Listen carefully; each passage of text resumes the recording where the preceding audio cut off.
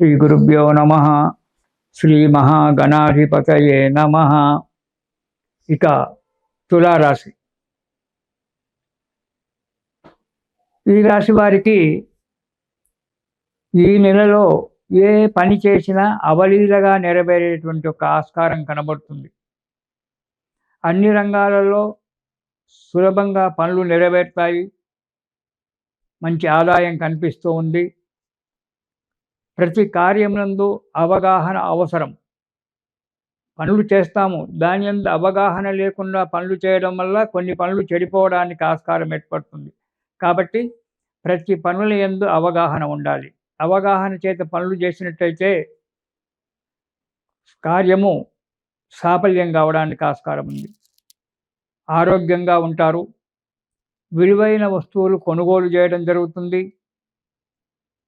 సంకల్ప సిద్ధి. మీరు ఎలాంటైతే సంకల్పం చేసుకున్నారో ఆ కార్యక్రమాలు నెరవేరడం అనేటువంటి జరుగుతుంది. బంధుమిత్రులతో, కుటుంబ సభ్యులతో కలిసిమెలిసి ఉండడము, సంతోషంగా జీవితం గడపడం జరుగుతుంది తులారాశి వారికి. మిత్రుల యొక్క సహాయ సహకారాలు మీకు లభిస్తూ ఉంటాయి. మీకు సామాన్యంగా ఇద్దరు మిత్రులు చాలా మంచివారు ఉంటారు. వారు మీకు అన్ని రకాలుగా, అన్ని విధాలుగా మీకు సహాయం చేయడానికి ఆ మిత్రులు సిద్ధంగా ఉంటారు. వారి సలహా పాటించడము మీకు చాలా మంచిది. దానివల్ల కష్టాలు తొలగిపోవడానికి ఆస్కారం ఉంది. ఈ నెలలో తులారాశి వారు బంధుమిత్రులతో, భార్యాబిడ్డలతో, ఇతర కుటుంబ సభ్యులతో సంతోషంగా, ఆనందంగా జీవితాన్ని గడుపుతారు. కానీ కొన్ని పనులలో మీ తొందరపాటుతనం వల్ల కొన్ని పనులు చెడగొట్టుకోవడానికి ఆస్కారం ఉంది. కాబట్టి ఆ పనులు చెడగొట్టుకోకండి. ఎవరో ఒక ఇద్దరు వ్యక్తులు వచ్చి మీకు ఏదో ఒక పని ఈ పని ఇలా చేసినట్టయితే బాగుంటుందని చెప్పి సలహాలు ఇస్తుంటారు. ఆ సలహాలే నిజమని అలాగే చేసుకుంటూ పోవద్దు. దానికి మీ సొంత ఆలోచన అనేటువంటిది ఒకటి ఉండాలి. వారిచ్చేటువంటి ఒక సలహాల వల్ల నష్టపోవడము, కార్యం చెడిపోవడం అనేవి జరుగుతుంది. జాగ్రత్త. కొత్త వారి యొక్క సలహాలు పాటించకండి. వారు మంచి స్నేహితంగా ఉండడానికి ప్రయత్నం చేస్తారు. కొత్త కొత్త సలహాలు ఇస్తారు. దీనివల్ల మీకు సఫలమవుతుంది. మేము మీ వెనకాల ఉంటామని చెప్పి కూడా మీకు భరోసా ఇవ్వచ్చు ఆ వ్యక్తులు. కానీ అదే మాత్రం నమ్మకం అని చెప్పి పెట్టుకోకండి. దానివల్ల మోసపోవడం జరుగుతుంది. తగు జాగ్రత్తగా ఆలోచించి కార్యాలకు ముందుకు అడుగు వేయండి. సుఖ సంతోషాలతో సంతోషంగా కాలం గడపండి. ధర్మకార్యాలు చేయడం అనేటువంటిది జరుగుతూ ఉంటుంది. ధర్మకార్యాలు చేయడం చాలా మంచిది. మనకు కొన్ని చరిత్రలో చెప్తాడు, ముఖ్యంగా సాయి చరిత్రలో చెప్తుంటాడు మనకు. ఒక్కడుగు నా ముందుకు మీరు వేస్తే నేను 10 అడుగులు మీ ముందుకు వస్తానురా అంటాడు. ఒక సాయే కాదు, ఏ భగవంతుడైనా సరే, మనం ఏ పేరుతో భగవంతుని పిలిచినా ఏకో దేవా కేశవోవా శివోవా, దేవుడు ఒక్కడే, సచ్చిదానందమూర్తి ఒక్కడే. అతడే నానా రూపాలుగా మనం కనబడుతూ ఉంటాడు. అలాంటి వానికి మనము మనోధైర్యంతో, మనశ్శాంతితో, ప్రేమతో, భక్తితో ఒక్క అడుగు అతని ముందుకు మనం వేసినట్టయితే 10 అడుగులు ఆ భగవంతుడు మనకు నడిచొచ్చి మన కార్యాన్ని సాఫల్యం చేస్తాడు. అందుగురించి భక్తితో, ప్రేమతో, భగవంతుని యందు ప్రేమతో, భక్తితో అడుగు ముందుకెయ్యండి. గొప్పలు చెప్పుకోవడం కాదు,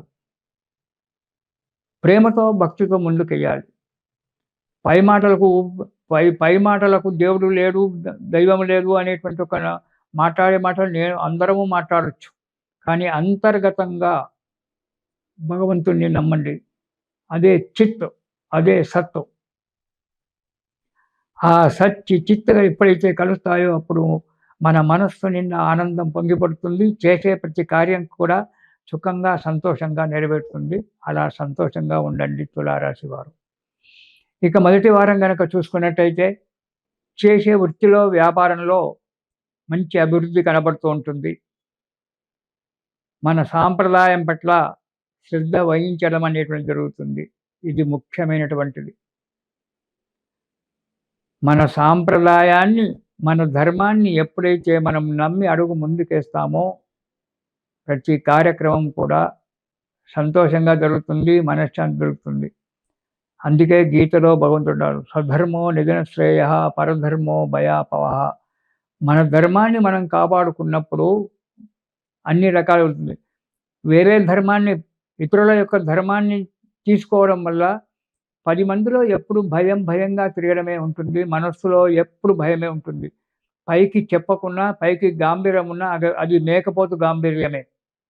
మనస్సులో అంతరాత్మ మాత్రం నువ్వు తప్పు చేస్తున్నావురా అనేటువంటి ఒక విషయాన్ని క్షణం గంట కొట్టినట్టుగా చెప్తూ ఉంటుంది. కాబట్టి మన సాంప్రదాయం ప్రకారంగా గనక మీరు అడుగేసినట్టయితే అన్ని ఆటంకాలు తొలగిపోయి సుఖంగా ఉంటారు.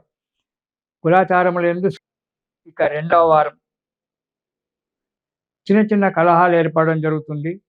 బంధువుల చేత కావచ్చు, మిత్రుల చేత కావచ్చు, భార్యాబిడ్డల చేత కావచ్చు. చిన్న కలహాలు ఏర్పడడం జరుగుతుంది. యత్నకార్య భంగం కూడా, అంటే తలచినటువంటి ఒక కార్యం కూడా భంగం జరగడానికి ఆస్కారం ఉంది. ఎప్పుడూ భయంగా ఉంటారు. ఆ భయాన్ని వదిలిపెట్టండి. మనోధైర్యాన్ని తెచ్చుకోండి. కొన్ని అనుకోని సంఘటనలు జరగడానికి కూడా ఆస్కారం ఉంది. తగు జాగ్రత్తగా నిలబడండి, ఉండండి. శ్రద్ధ వహిస్తారు. గృహ నిర్మాణ యత్నము జరుగుతుంది. బంధుమిత్రులతో కలయిక, ఆలోచించడము, దానికై ఒక రూపకల్పన చేసుకోవడం జరుగుతుంది రెండవ వారంలో తులారాశి వారికి డిసెంబర్ నెలలో.